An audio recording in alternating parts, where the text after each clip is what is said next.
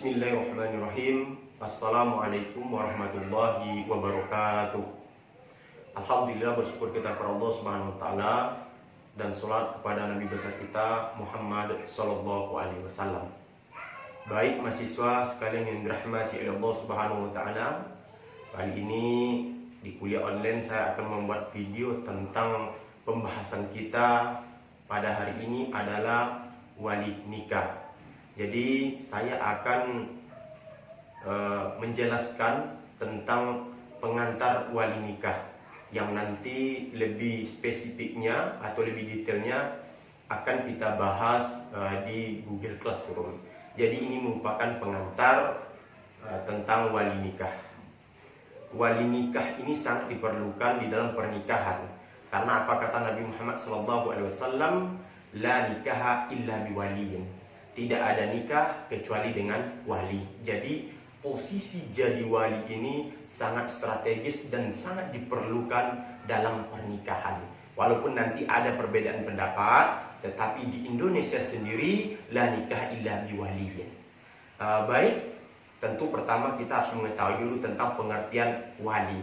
Jadi istilah wali ini diambil dari bahasa Arab yang akar katanya waliya yaliyu waliyan, yang artinya amat dekat, mengikutinya, mengiringnya tanpa batas. Jadi dekat, korib dekat.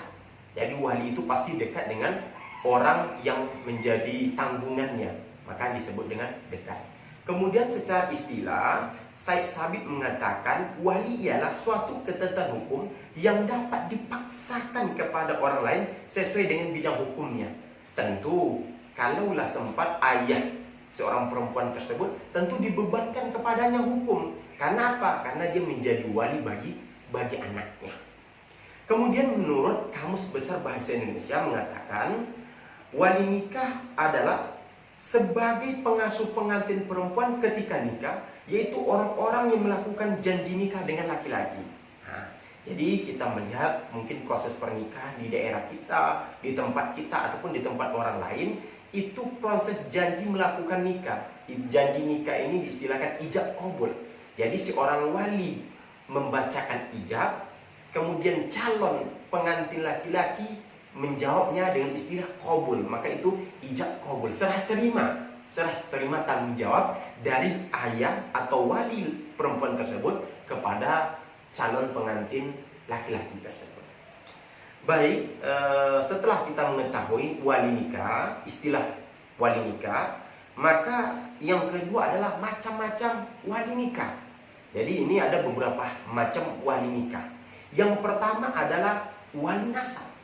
Apa itu wali nasab? Yaitu ada hubungan nasab dengan wanita yang akan melangsungkan pernikahan. Ada hubungan nasab. Kalau istilah kita di Indonesia itu ada, mungkin di adat istiadat kita ada hubungan darah. Jadi hubungan darah antara orang yang ingin menikahkan perempuan tersebut. Makanya biasa yang berhubungan darah tersebut pasti yang paling utama adalah ayah dari perempuan yang akan menikah tersebut. Jadi di sini wali nasab ini itu ada urutan-urutannya. Nanti memang ada ikhtilaf perbedaan pendapat ulama tentang urutan, tapi yang pertama yang menjadi wali tidak ada perbedaan pendapat, tetap ayah dari perempuan, ayah kandungnya, bukan ayah tiri. Ayah tiri tidak bisa menjadi wali, ayah kandung. Maka ini tidak ada perbedaan pendapat, tetapi urutan setelah itu terjadi perbedaan pendapat ulama. Tetapi karena kita berada di Indonesia yang mayoritas memakai mazhab Syafi'i, maka urutan menurut mazhab Syafi'i, wali itu yang paling utama, yang pertama tentu ayah dari laki-laki, dari perempuan tersebut, itu ayah kandung. Yang kedua adalah kakek dari jalur ayah. Jadi kakek si wanita tersebut tetapi dari ayah, ayahnya ayah. Jadi ayahnya ayah, itu urutan kedua. Yang ketiga adalah saudara laki-laki seayah dan seibu. Jadi perempuan tersebut memiliki ayah A, memiliki ibu B, kemudian nanti ayah A dan ibu B ini mempunyai anak laki-laki, baik itu abang ataupun adik, maka itu adalah saudara laki-laki si ayah seibu. Kemudian yang keempat adalah saudara laki-laki si ayah.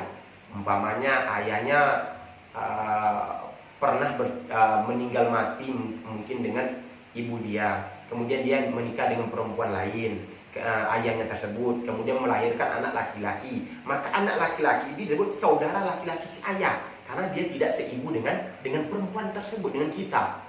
Jadi istilah lebih mudah dengan kita.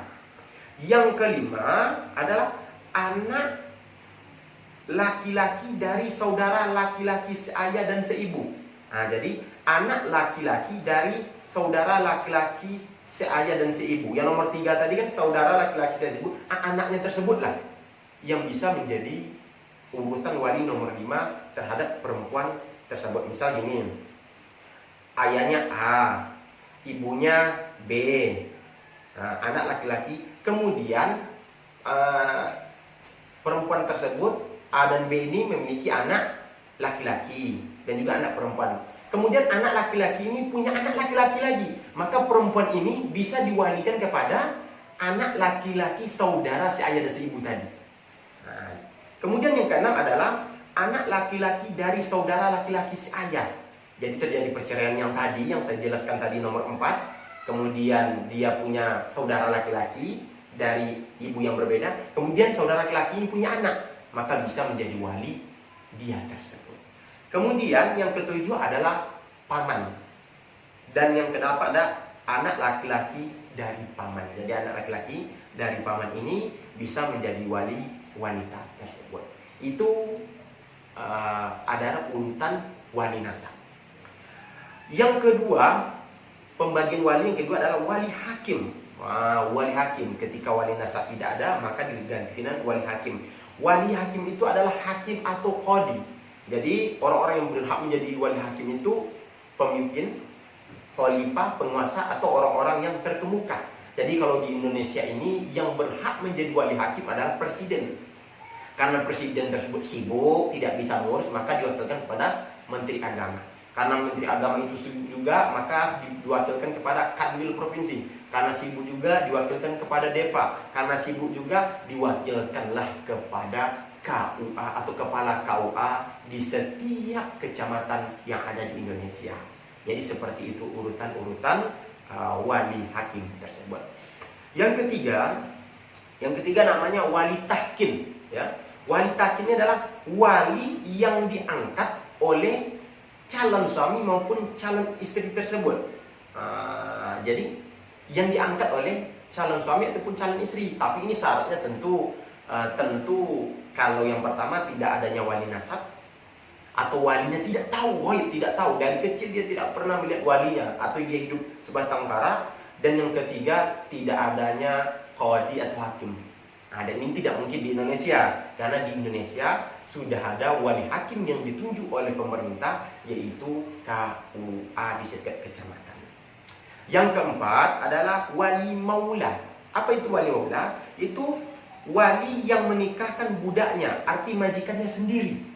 Jadi dulu di masa Nabi Muhammad SAW, seorang budak boleh dinikahkan oleh majikannya.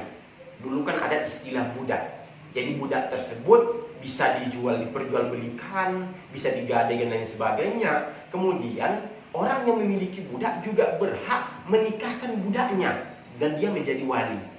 Jadi itu zaman dahulu, zaman Nabi Muhammad. Sekarang di Indonesia khususnya tidak ada perbudakan lagi. Maka tentu wali maula ini bisa dikatakan tidak ada di Indonesia.